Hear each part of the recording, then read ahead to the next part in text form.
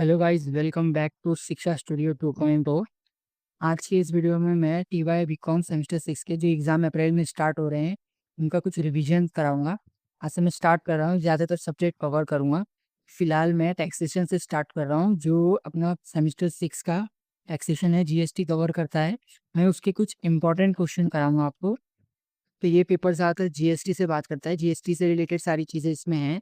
मैं इसके important question करवाऊंगा जो आपको एग्जाम के लिए बहुत हेल्पफुल होगा।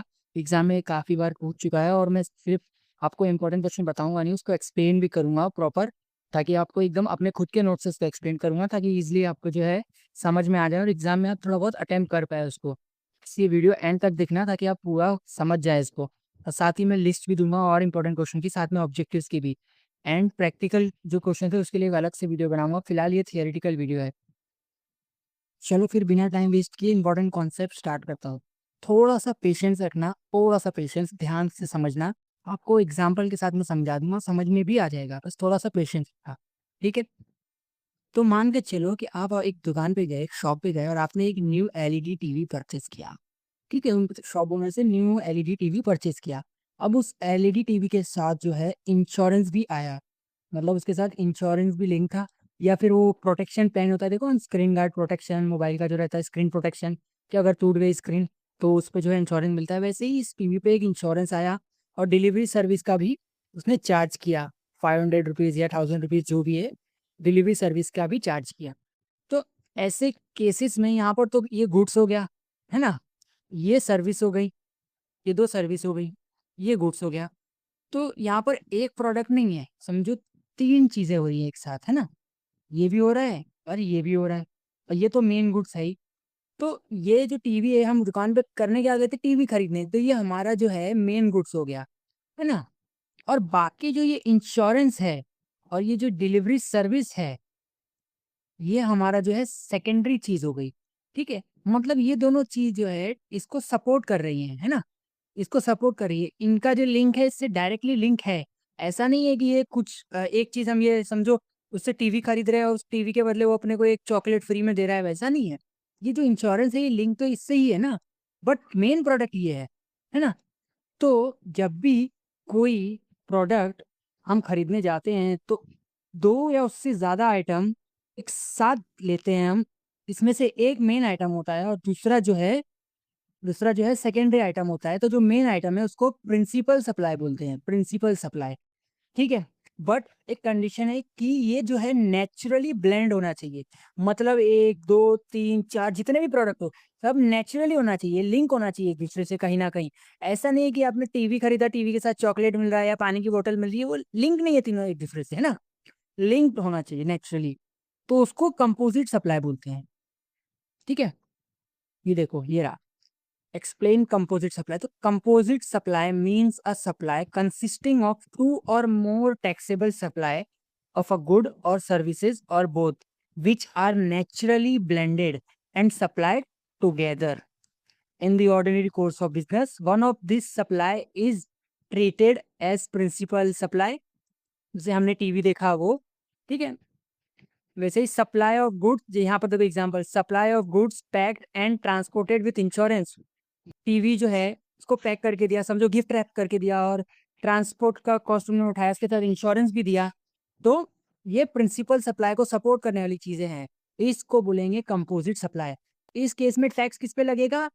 अभी जीएसटी में रेट तो हर चीज पे अलग अलग रेट है, तो इस चीज में जो है टैक्स कौन से रेट से लगेगा?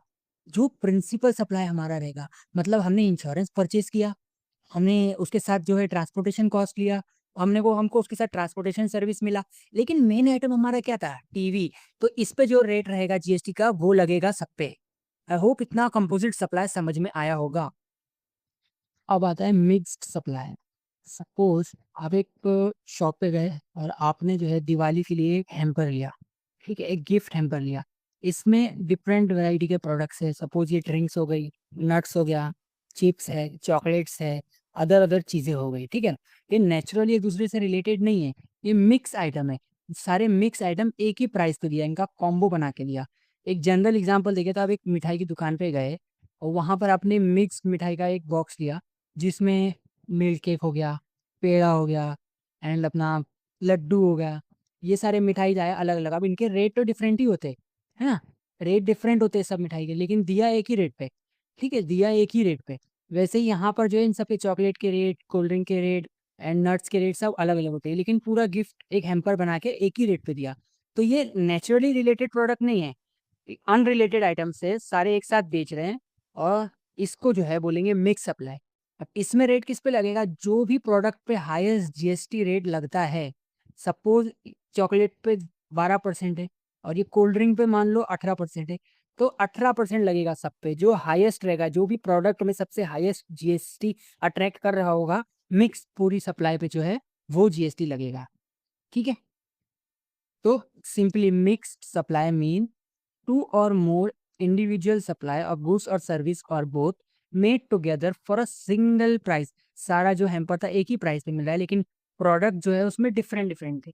Where such supplies are not naturally bundled, जो नेचुरली लिंक नहीं थे एक दूसरे से। लाइक टीवी के साथ इंश्योरेंस या टीवी के साथ जो है ट्रांसपोर्टेशन, वो उसको उसके बिना नहीं हो पाता काम, है ना। अभी इसे कार में कंपलसरी है, कार और सब अपना टू व्हीलर व्हीकल में, कम मोटर व्हीकल में कंपलसरी इंश्योरेंस लेना। तो वैसे ही उसके बिना नहीं हो पाएगा वो चीज़। तो वो नेचुरली ब्लेंडेड है, ये नॉट नेचुरली मतलब ये जो है अनरिलेटेड प्रोडक्ट्स हैं। यहाँ पर वही एग्जांपल, गिफ्ट हैम्पर, चॉकलेट वगैरह। इसका टैक्स ट्रीटमेंट क्या है, मिक्स सप्लाई जो है सबसे हाईएस्ट रेट, जो सारे प्रोडक्ट में से जिस पे हाईएस्ट रेट होगा। सपोज 5 प्रोडक्ट है, एक पे 12, एक पे 14, एक पे 10, जो भी है, तो सबसे हाईएस्ट जो था 12 उस पे लगेगा। तो इसको बोलेंगे मिक्स सप्लाई। आई होप इतना आपको समझ में आया होगा। तो यहाँ से यहाँ तक आप पढ़ लेना, अगर एग्जाम में पूछा तो आप एकदम अच्छे से इसको प्रॉपरली फ्रेम करके लिख देना। आई होप यहाँ पर एक डिफरेंस बिटवीन भी दिया है मैंने, कि कंपोजिट सप्लाई और mix supply. Meaning composite supply means two और more taxable supplies of naturally blended, और यहाँ पर जो है individual supply of which are not naturally bundled. वैसे ही composite supply is supplied together in ordinary course of business. Mixed supply is not a supplied together in the ordinary course of business.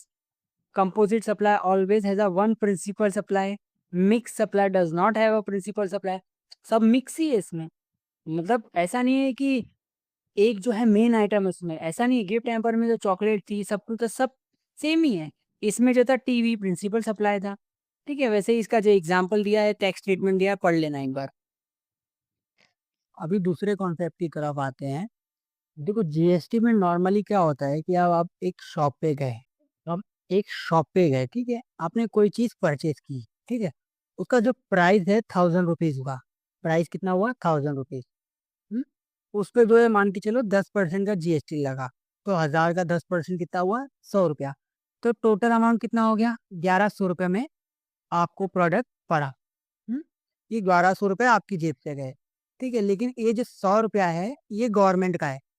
तो ये जो 100 रुपया है ये shop वाला government को देगा। ठीक है, गवर्नमेंट को डिपॉजिट करेगा एज ए जीएसटी। ठीक है, अब वो जो भी होती जीएसटी लगाओ सेंटर वाला, या आईजीएसटी लगाओ या एसजीएसटी लगाओ, वो गवर्नमेंट को डिपॉजिट कर देगा। ये जिम्मेदारी जो है सप्लायर की होती है, जीएसटी कलेक्ट करना और डिपॉजिट करना। ठीक, लेकिन कुछ केसेस हैं जहां पर जीएसटी जो है वो रिसीवर पे करता है। ठीक है, रिसीवर जिसको सर्विस मिल रही है वे पे करता है।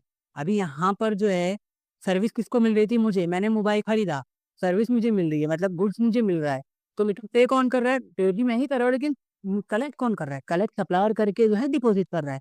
बट इस केसेस में जो है डिपॉजिट जो है सप्लायर करेगा, खुद ही कर देगा। मान के चलो कि एक कंपनी है, मान के चलो कि एक कंपनी है, उसको कुछ लीगल सर्विस लेना है, तो ये इस लॉयर के पास आई है, इस लॉयर के पास आइए कि आप हमको ये लीगल सर्विस दो, हमें कंसल्ट करो। तो इसकी जो फीस होगी, समझो इसकी फीस है 50,000 रुपये, इसकी फीस है।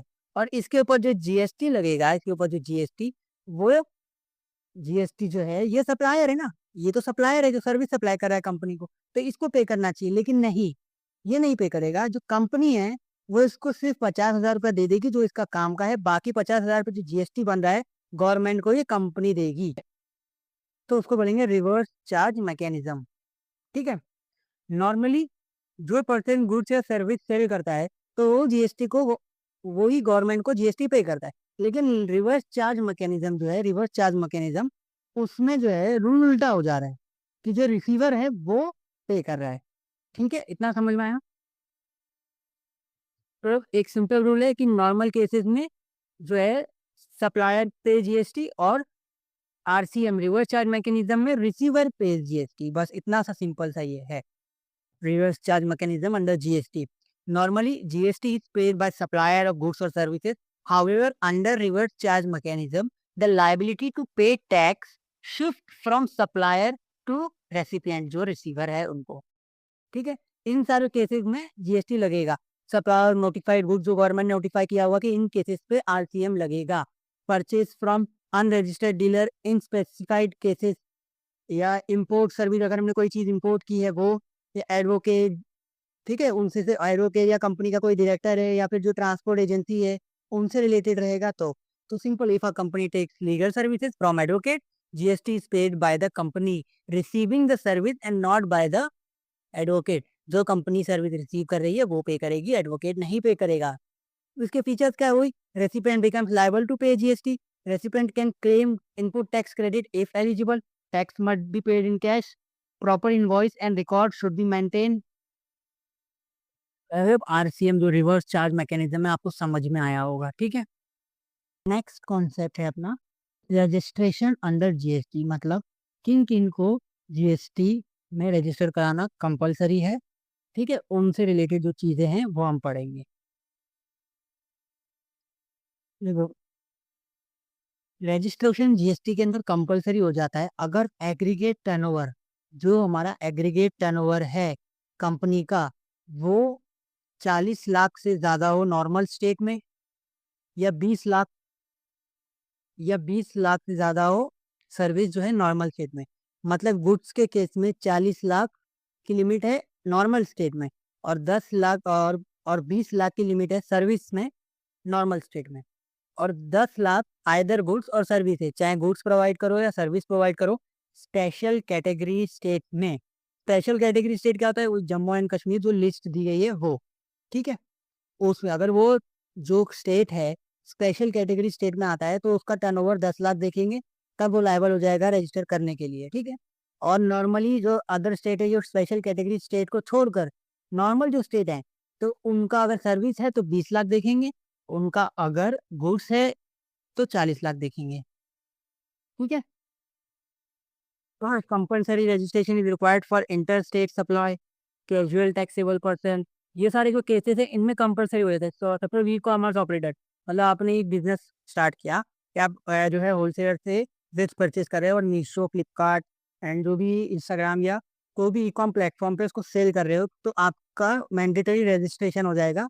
मैंडेटरी रजिस्ट्रेशन आपको कराना पड़ेगा, ये सब फॉलो नहीं करना है, आपको ये लगेगा ही नहीं फिर, मतलब आपका टर्नओवर जीरो भी हुआ तो भी इन सारे केसेस में आपको रजिस्ट्रेशन कंपलसरी कराना पड़ेगा। ठीक है, भी नेक्स्ट क्वेश्चन की तरफ आते हैं कि एग्रीगेट टर्नओवर, अभी जीएसटी के रजिस्ट्रेशन वाले कॉन्सेप्ट में क्वेश्चन में हमने पढ़ा कि एग्रीगेट टर्नओवर जो है 20 लाख होना चाहिए, या 10 लाख, या 40 लाख, है ना, ये पढ़ा था। तो वो एग्रीगेट टर्नओवर जो है हम कैलकुलेट कैसे करेंगे, एग्रीगेट टर्नओवर होता क्या है वो इधर दिया है। तो एग्रीगेट टर्नओवर का जो मतलब है बिजनेस का टोटल टर्नओवर कंसीडरिंग ये सारी चीजें। ठीक है, ये सारी जो चीजें हैं इनको कंसीडर करके जितना भी टोटल अपना निकलेगा उसको एग्रीगेट टर्नओवर बोलेंगे।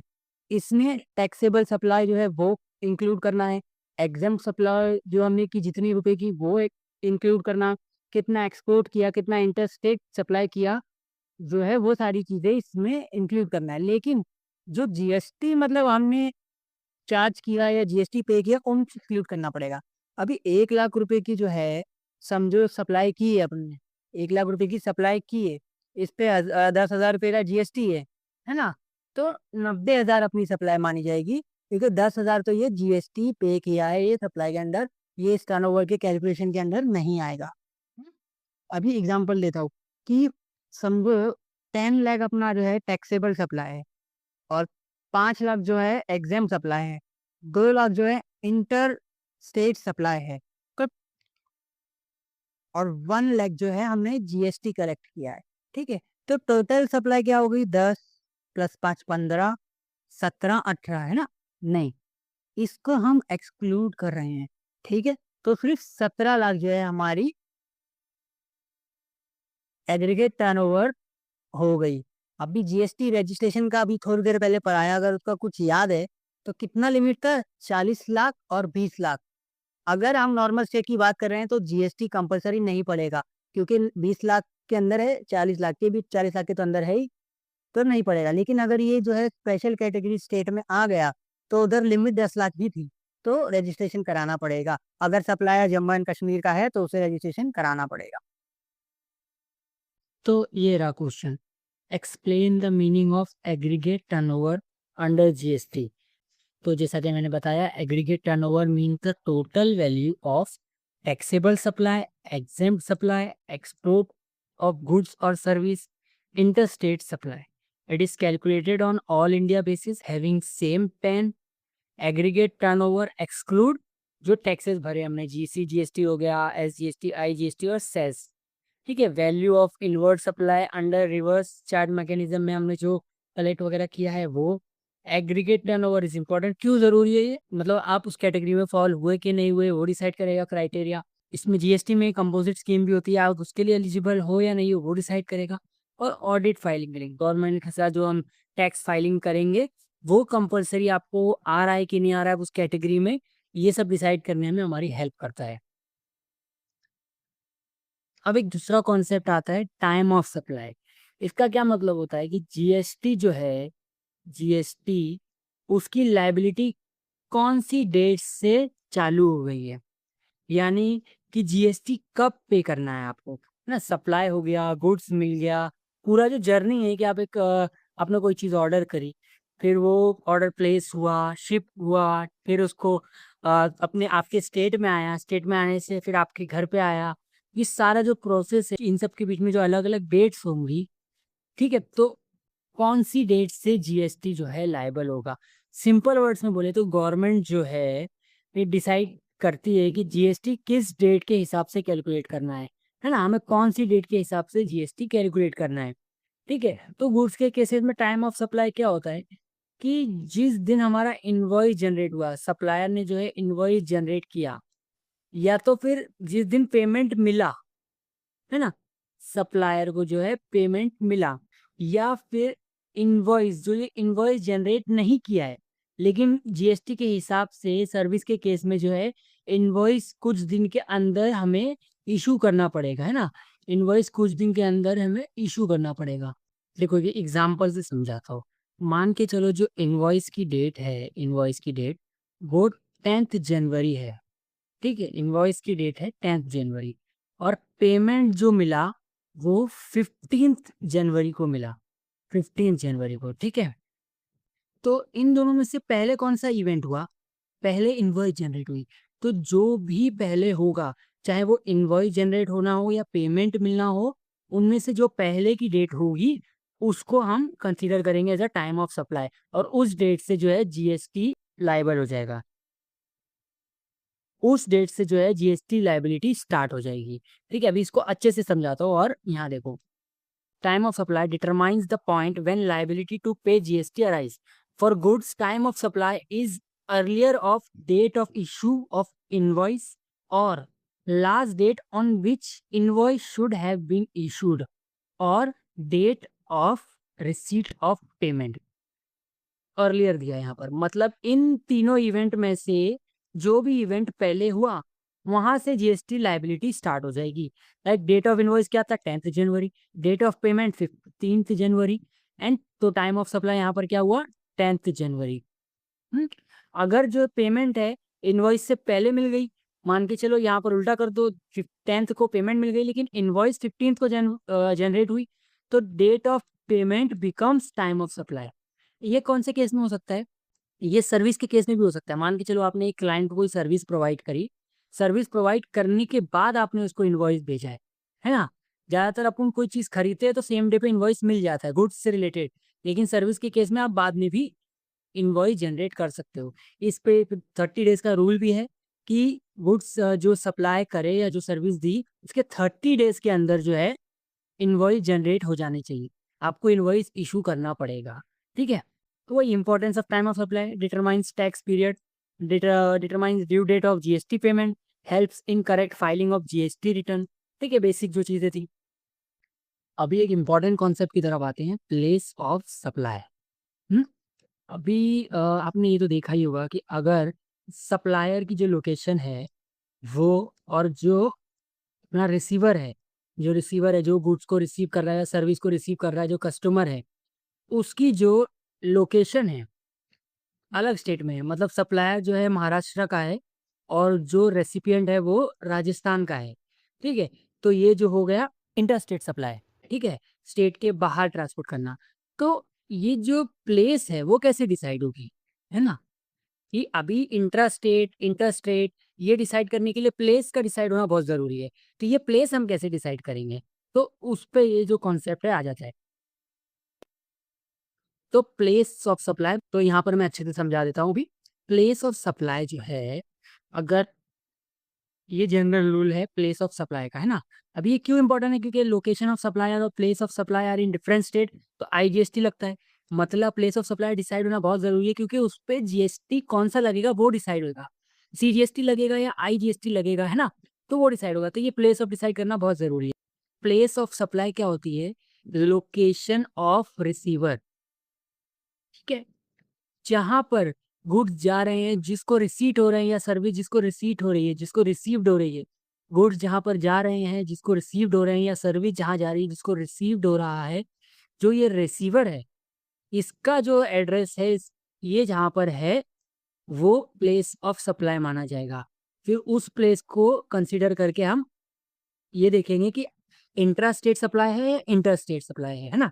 अभी थोड़े से सिंपल दो रूल आते हैं इसमें, रजिस्टर्ड रेसिपिएंट, अनरजिस्टर्ड रेसिपिएंट। अभी समझाता हूँ, देखो, रजिस्टर्ड मतलब जो जीएसटी के अंदर रजिस्टर्ड है, जिनके पास जीएसटी है आईएन, जिनके पास जीएसटी आईएन नंबर है।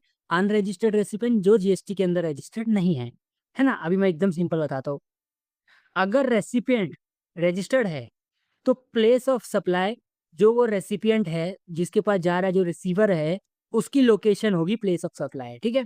अगर रेसिपिएंट जो है वो अनरजिस्टर्ड है, तो प्लेस ऑफ सप्लाई जो है उसका एड्रेस होगा, है ना, उसका एड्रेस होगा। मतलब डिफरेंस देखो, एकदम छोटा सा डिफरेंस है कि जो रेसिपिएंट है अगर ये रजिस्टर्ड है तो इसकी जो लोकेशन है वो प्लेस ऑफ सप्लाई बन जाएगी, लेकिन अगर रेसिपिएंट अनरजिस्टर्ड है तो इसका जो एड्रेस है वो प्लेस ऑफ सप्लाई बन जाएगा। अभी एक छोटा सा एग्जांपल के तौर पे समझाता हूँ। मान लो मुंबई का एक कंसल्टेंट है, ठीक है, मुंबई का एक कंसल्टेंट है और दिल्ली की रजिस्टर्ड कंपनी है, एक कंपनी है जो दिल्ली में रजिस्टर्ड है, उसको सर्विस प्रोवाइड कर रहा है। तो कंपनी जो है रजिस्टर्ड है ना, कंपनी रजिस्टर्ड है, इसका मतलब जो रेसिपिएंट है वो रजिस्टर्ड है, तो इसकी लोकेशन कहाँ है, दिल्ली में। दिल्ली जो है वो प्लेस ऑफ सप्लाई बन गया। वैसे ही मुंबई का कंसल्टेंट एक नॉर्मल कस्टमर को सर्विस प्रोवाइड कर रहा है, एक नॉर्मल कस्टमर को जो जीएसटी में रजिस्टर्ड नहीं है, तो उस कस्टमर का जो एड्रेस होगा, उस कस्टमर का जो एड्रेस होगा वो प्लेस ऑफ सप्लाई बन जाएगा, ठीक है। अभी सिंपल कि मुंबई का जो कंसल्टेंट है ये इस पर्सन को सर्विस प्रोवाइड कर रहा है, ये जीएसटी में रजिस्टर्ड नहीं है और ये पूना में रहता है, तो पूना जो है मतलब इसका जो एड्रेस है पूना, वो प्लेस ऑफ सप्लाई बन जाएगा, ठीक है। अगर कस्टमर जीएसटी रजिस्टर्ड नहीं है तो उसके एड्रेस भी अवेलेबल नहीं है। हाँ, अभी जो कस्टमर है वो अनरजिस्टर्ड है ना, और उसका एड्रेस हमारे पास अवेलेबल नहीं है। अनरजिस्टर्ड है तो उसका अगर रजिस्टर्ड होता तो उसका जो डेटाबेस में मिल जाता तो वो कंसीडर कर लेते, लेकिन अनरजिस्टर्ड है और उसका एड्रेस नहीं है, तो करंट जो प्लेस होगी रेसिपिएंट की, जो रिसीवर है, वो प्लेस ऑफ सप्लाई बन जाएगा, ठीक है। अब प्लेस ऑफ सप्लाई समझ में आया होगा। अभी नेक्स्ट और बहुत इंपॉर्टेंट कॉन्सेप्ट की तरफ आते हैं, इनपुट टैक्स क्रेडिट यानी आईटीसी। तो भी एकदम सिंपली समझना कि एक सप्लायर है जो गुड्स बेच रहा है रेसिपिएंट को, वो जो है जीएसटी पे करेगा। सप्लायर ने 1 लाख रुपए की कोई चीज बेची, उस पे जो है 18% जीएसटी लगा, तो 18,000 रुपया वो जो सप्लायर है किससे कलेक्ट करेगा? कस्टमर से कलेक्ट करेगा, है ना, कस्टमर से। अब क्या होता है, ये जो सप्लायर है, ये जो इसके पास जो गुड्स है ना, इसने कहीं से तो परचेज किया होगा ना, मैन्युफैक्चरर या होलसेलर, कहीं से तो इसने ये चीज परचेज की होगी ना। मान लो ये गुड्स जो है इसने 10,000 में परचेज किए मैन्युफैक्चरर से, है ना, और मैन्युफैक्चरर ने इस पे 12% इससे जीएसटी लिया, तो कितना हुआ? 1200 रुपया। 1200 रुपया। तो टोटल अमाउंट इसने कितना पे किया? टोटल अमाउंट उसने पे किया 11,200, है ना, 11,200। अब इसने क्या किया, ये 10,000 रुपये की जो गुड्स है कस्टमर को बेच दिया, कितने में? 15,000 में, है ना, 15,000 में कस्टमर को गुड्स बेच दिया, है ना। अब इसने कस्टमर से जीएसटी लिया होगा, तो मान लो इसने कस्टमर से जो जीएसटी लिया वो 10% लिया, तो इसने कितना लिया? 1500 जीएसटी लिया कस्टमर से, गवर्नमेंट को देने के लिए जो है जीएसटी कलेक्ट किया 1500 रुपया, है ना। तो तो ये जो 1500 इसने कलेक्ट किया, अब इसकी जिम्मेदारी बनती है गवर्नमेंट को डिपॉजिट करना, गवर्नमेंट को देना, क्योंकि जो सप्लायर है उसने कलेक्ट किया है तो गवर्नमेंट का ही ना वो। तो अब ये देते टाइम क्या करेगा, ये जो ऑलरेडी इसने 1200 जो है गवर्नमेंट को दे दिया है, ऑलरेडी 1200 रुपया जो है पे कर चुका है जीएसटी, और ये इसका बिजनेस ट्रांजेक्शन है, तो ये जो 1200 इसने दिया है ये 1500 रुपये में से माइनस हो जाएगा, ठीक है। तो अब एक्चुअल की जो लाइबिलिटी है वो बनी 300 रुपया, उसको 300 रुपया देना होगा, ठीक है। समझ गए? इनपुट टैक्स क्रेडिट मतलब कि बिजनेस ने कुछ परचेस किया और परचेस करते टाइम जीएसटी दिया होगा, तो उसका जो क्रेडिट है उसको मिल जाएगा अपना जीएसटी पे करते वक्त, ठीक है। अभी और अच्छे से समझाता हूँ। देखो यहाँ पे, देखो यहाँ पे बहुत और अच्छे से समझाता हूँ। Input tax credit and condition for availing ITC. अब input tax credit means GST paid on purchase used for business purpose, मतलब उसने कोई भी सामान जो खरीदा बिजनेस पर्पस के लिए खरीदा और उस पे जीएसटी पे किया, तो उसका उसको क्रेडिट मिल जाएगा जब वो अपना जीएसटी पे करने का टाइम उसका आएगा। तो a registered person can claim ITC only if this condition are satisfied, मतलब कि उसका टैक्स इनवॉइस प्रॉपरली होना चाहिए, ऐसे ही नहीं कुछ कोई उसने गुड्स और सर्विस परचेज किया होना चाहिए, टैक्स जो है वो एक्चुअली गवर्नमेंट को पे होना चाहिए, है ना, और रिटर्न जो है उसका पूरा रिटर्न प्रॉपरली फाइल होना चाहिए, और पेमेंट जो सप्लायर को पेमेंट है वो 180 डेज के अंदर मिल जाना चाहिए। तो इनसे रिलेटेड ये सारी कंडीशन अगर ये फॉलो हो गई तो जो वो सप्लायर है वो आईटीसी क्लेम कर सकता है। आईटीसी कब नहीं मिलेगा? अगर गाड़ी खरीदा बिजनेस ने अपने पर्सनल यूज के लिए नहीं मिलेगा, कोई क्लब की मेंबरशिप ले लिया, पर्सनल एक्सपेंस हो गया, या गुड्स का जो चोरी हो गया या गुम गया, तो उस पर नहीं मिलेगा। आई होप आपको आईटीसी जो है समझ में आया होगा। अभी नेक्स्ट क्वेश्चन की तरफ आते हैं, कंपोजिट लेवी स्कीम। अभी इससे जो छोटे बिजनेस होते हैं ना, तो छोटे बिजनेस ये जो टैक्स फाइलिंग होता है, फाइलिंग इसके लिए उनको बहुत ज़्यादा लंबा प्रोसेस करना पड़ता है, कि बहुत ज़्यादा फाइलिंग करना पड़ती है, ज़्यादा डिटेल भरना पड़ती है, मतलब क्वार्टरली फाइलिंग हर 3 महीने में उनको फाइल करना पड़ता है हर चीज़। तो इस छोटे बिजनेस जो है, जैसे एक किराना शॉप है जिसका टर्नओवर कम है, तो वो कैसे मैनेज करेगा ये सारी चीज़ें? तो इसी वजह से ना एक कंपोजिट लेवी स्कीम इंट्रोड्यूस की, जिसमें क्या होता है, फिक्स टैक्स लगता है और उसको फाइलिंग भी थोड़ा प्रोसेस जो है वो ईजी हो जाता है। मतलब ज़्यादातर छोटे वाले बिजनेस जो हैं इस स्कीम में उन ओनर को कम टैक्स पे करना पड़ता है, और जीएसटी रिटर्न की जो फाइलिंग होती है, जीएसटी रिटर्न फाइलिंग, वो भी थोड़ी इजी होती है। नॉर्मली जीएसटी में अलग अलग रिटर्न्स और डिटेल रिकॉर्ड मेंटेन करना पड़ता है, लेकिन कंपोजिट स्कीम में प्रोसेस थोड़ा सिंपल होता है।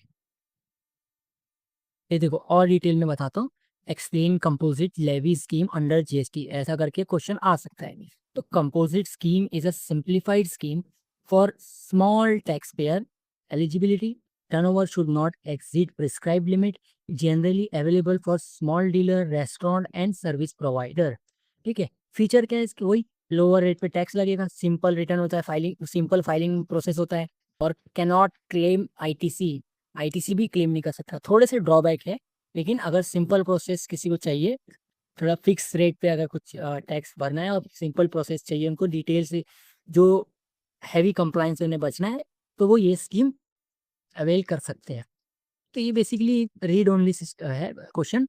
बाकी जो मैंने इधर जो है ना आंसर जो दिया है ना, एक ओवरव्यू आंसर दिया है, ताकि आपको रिकॉल हो जाए सारी चीज़ें और आप एग्ज़ाम में थोड़ा-सा लिख पाओ। बाकी एक बार आप अपना अगर जो स्टडी मटेरियल है उससे भी पढ़ेंगे ना और डिटेल में और अच्छे से आपको समझ में आ जाएगा और थोड़ा-सा रिकॉल भी होगा। यहाँ से पढ़ने के बाद अगर एक बार आप अपना मॉड्यूल अपना जो स्टडी मटेरियल पढ़ेंगे तो आपको चीज़ें रिकॉल होंगी और समझ में आएगा कि हाँ, ऐसा-ऐसा था। फिर आता है exempt supply and non taxable supply. ये एग्जेम्प्ट सप्लाई जो है वो हमने उसमें पढ़ा था, किसमें? एग्रीगेट टर्नओवर में, कि एग्रीगेट टर्नओवर में एग्जेम्प्ट सप्लाई भी काउंट होता है। तो अब ये एग्जेम्प्ट सप्लाई और नॉन टैक्सेबल सप्लाई है क्या? तो एग्जेम्प्ट सप्लाई जो है, एग्जेम्प्ट सप्लाई का मतलब होता है ऐसा सप्लाई, ऐसे गुड्स जो जीएसटी लॉ के अंदर आते हैं लेकिन उन पर जीएसटी लगता नहीं। मतलब ऐसे गुड्स जो जीएसटी लॉ के अंदर, जीएसटी के स्कोप के अंदर आते हैं लेकिन उन पर जीएसटी यानी जीएसटी जो टैक्स है वो लगता नहीं है, तो वो जो है एग्जेम्प्ट सप्लाई कहलाए जाते हैं। और नॉन टैक्सेबल सप्लाई मतलब ऐसी सप्लाई, ऐसे प्रोडक्ट्स जिन पर जीएसटी लॉ ही एप्लीकेबल नहीं होता है। ठीक है? तो एग्जाम सप्लाई जिन पर जीएसटी लॉ लगते हैं लेकिन टैक्स नहीं आता है, नील टैक्स रहता है, जीरो या बिल्कुल नहीं रहता है। तो नॉन टैक्सेबल में जीएसटी लॉ के अंदर ही नहीं आता है, तो जीएसटी टैक्स की बात तो दूर रही। ठीक है? अब ये जब एग्जाम सप्लाई में ज़्यादातर हॉस्पिटल सर्विस हो गया, एजुकेशन सर्विस हो गया एंड नॉन टैक्सेबल सर्विस में अल्कोहल हो गया, पेट्रोलियम प्रोडक्ट्स हो गया, इन सब पे जीएसटी ही नहीं लगता है। इन सब पे जीएसटी लॉ एप्लीकेबल ही नहीं होता है। इन पर जो है जीएसटी एप्लीकेबल होता है, लेकिन इन पर जो है 1 मिनट, इन पर जो है जीएसटी लॉ एप्लीकेबल होता है, लेकिन टैक्स नहीं आता है, वो एग्ज़ेम्प्ट है। तो यहाँ पर थोड़ा-सा मैंने क्वेश्चन आंसर दिया है, exempt supply means supply attracting nil rate of tax और wholly exempt from tax by notification. Example healthcare, education, agriculture product. Non taxable supply means supply of good और services which are not leviable to GST. Examples alcohol for human consumption, petroleum crude, high speed diesel, ये सारे जो products हैं इन पर GST applicable ही नहीं है। ठीक है? यहाँ पर देखिए एकदम शॉर्ट में आपको पूरा समराइज करके मिल गया। Exempt supply is covered under GST but taxed at nil rate, zero. Non taxable supply is outside GST scope. अब लास्ट जो हमारा कॉन्सेप्ट है इस वीडियो का वो है GSTN, goods and services tax network. ये एक ऐसा पोर्टल है जहाँ पर से हम जीएसटी रजिस्ट्रेशन करते हैं, फाइल रिटर्न फाइलिंग करते हैं और अगर जीएसटी जो है लायबल है, लायबिलिटी बन रही है तो उसका जो टैक्स का जो पेमेंट है वो करते हैं, रिफंड क्लेम करना है जो वो करते हैं। बेसिकली जीएसटी से रिलेटेड जो भी कंप्लायंस हमें हमको करना है तो वो जीएसटीएन पोर्टल पे होता है। ठीक है? देखो ये रहा, GSTN means goods and services tax network. It is an IT platform used for GST registration, return filing, payment of tax and matching of input tax credit. Function of GSTN सारे registration, filing, payment, invoices, या electronic जो laser है जो हमारा account से related चीज़ें maintain करना हो गया। इसका इंपॉर्टेंस क्या हुआ? पेपर वर्क कम हो गया, ट्रांसपेरेंसी साफ साफ दिख रहा है कि क्या कितना जीएसटी बन रहा है, कितना नहीं बन रहा है और कंप्लायंस थोड़ा ईजियर हो गया। ठीक है? ये भी रीड ओनली है। आई होप आपको ये 10 जो क्वेश्चन है, 10 कॉन्सेप्ट है, थोड़े बहुत भी समझ में आए होंगे। अगर आए हैं तो वीडियो को लाइक करो, चैनल को सब्सक्राइब करो। ऐसे ही और वीडियो आते रहेंगे फॉर आपके एग्जाम की प्रिपरेशन के लिए। थोड़ा जितना बेस्ट तरीके से हो सकता है मैं उतना एक्सप्लेन करने की कोशिश करता हूँ, खुद के नोट्स बनाता हूँ। ये नोट्स जो है मैं अपनी वेबसाइट पे प्रोवाइड करता हूँ। डिस्क्रिप्शन में जो लिंक है उस पर जाके आप ये नोट्स जो है देख सकते हैं। मैंने टीवाई बीकॉम के क्वेश्चन पेपर भी डाले हैं प्रैक्टिस के, आप वहाँ से भी जाके उसको भी एक्सेस कर सकते हैं। ये 10 कॉन्सेप्ट के अलावा मैंने आपको और 25 जो इंपॉर्टेंट क्वेश्चंस है वो दिए हैं। आप इसको पढ़ लेना और समझ लेना, तो आपका थोड़ा जो ये चैप्टर, थोड़ा जो ये सब्जेक्ट है अच्छे से हो जाएगा और आप अच्छे मार्क्स स्कोर कर पाएंगे इसमें। साथ ही साथ मैंने इसमें ऑब्जेक्टिव क्वेश्चन भी ऐड किए हैं, 20 filling the blanks and 20 true false. ठीक है? अब ये सब जो है आपके लिए यूजफुल रहेगा। अगर थोड़ा बहुत भी रहा है तो कमेंट करके ज़रूर बताएं। बाकी जो नोट्स में मैं लिंक दिया है, ये मेरी साइट का लिंक है। तो अगर हैंड रिटन नोट डाउनलोड करना है और मैंने मेरा जो टेलीग्राम चैनल है उसको भी फॉलो करो, आपको अपडेट मिलता रहेगा सब। Thank you for watching. चलो मिलते हैं इस वीडियो में।